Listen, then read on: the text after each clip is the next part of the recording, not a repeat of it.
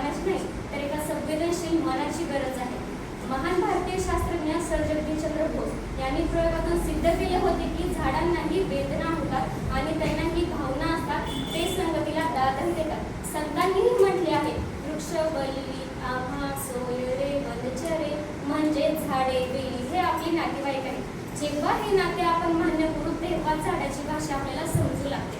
जेव्हा मी बागेत जाते तेव्हा मंद वाऱ्यावर डोलणारी पाने मला म्हणतात, बघ नवीन दिवसाची सुरुवात किती आनंदाने झाली आहे. तुम्ही तुझ्या आयुष्यात अशीच आनंदाने डोलत राहा. तुम्ही तुझ्या आयुष्यात अशीच आनंदाने डोलत राहा. मी कडक उन्हातून थकून आल्यानंतर एखाद्या वटवृक्षाखाली किंवा आंब्याच्या झाडाखाली येऊन बसते तेव्हा ती थंडगार सावली माझ्या अंगावर फिरते. तो स्पर्श मला सांगतो, दमलास ना बाळा, काळजी करू नको, मी आहे तुझा थकवा दूर करायला. ते झाडांशी मला सावली देणे म्हणजेच त्यांचे माझ्याशी बोलणे असते. झाड आपल्या कृतीतून आपल्याला खूप मोठे तत्वज्ञान शिकवतात. ते माझ्याशी बोलताना म्हणतात, बघ आमची फळे आम्ही स्वतः कधीच खात नाही, आमची सावली स्वतः आम्ही कधीच घेत नाही, आमचे संपूर्ण आयुष्य परोपकारासाठी आहे. तूही माणूस आहे, तुम्ही तुझ्या आयुष्यात इतरांना मदत करायला शिक.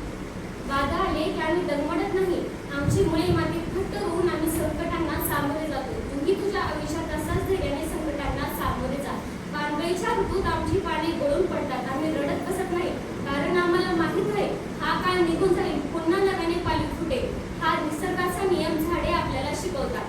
जेव्हा मानवाच्या स्वार्थापोटी झाडांवर कुऱ्हाड चालवली जाते तेव्हा झाडे ओढून म्हणतात, अरे मानवा, तुला आम्ही जन्मापासून मृत्यूशय्येवर जाईपर्यंत लाकूड देतो, शुद्ध ऑक्सिजन देतो, पाऊस आणतो, आणि तुम्ही या बदल्यात आम्हाला कुऱ्हाडीची जखम का देता?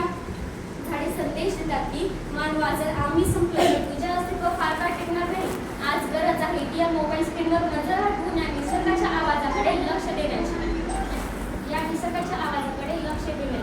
झाडांशी मैत्री करा, त्यांच्याशी संवाद साधा, त्यांना पाणी घाला. तुम्हाला जाणवेल की या जगातील सर्वात निष्पाप आणि प्रामाणिक मित्र म्हणजेच एक झाडच होय. झाडे लावा, झाडे जगवा. झाडे लावा, झाडे जगवा हा केवळ एक संदेश नसून या मानवी जीवनाला आणि पृथ्वीला वाचवणारे एक अत्यंत महत्त्वाचे कर्तव्य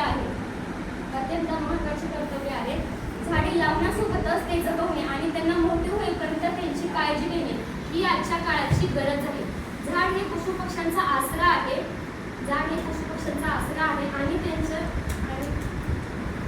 झाड हे पशुपक्ष्यांचा आसरा आहे. त्यांची काळजी घेणे हे आपले कर्तव्य आहे. जाता जाता मी एवढेच म्हणेन की झाडे लावूया, झाडे जगूया. झाडे लावूया, झाडे जगूया. त्यांच्या सळसळीत स्वतःचे गाणे शोधूया. त्यांच्या सळसळीत स्वतःचे गाणे शोधूया. हा निसर्गाचा अनमोल ठेवा असाच पुढे नेऊया.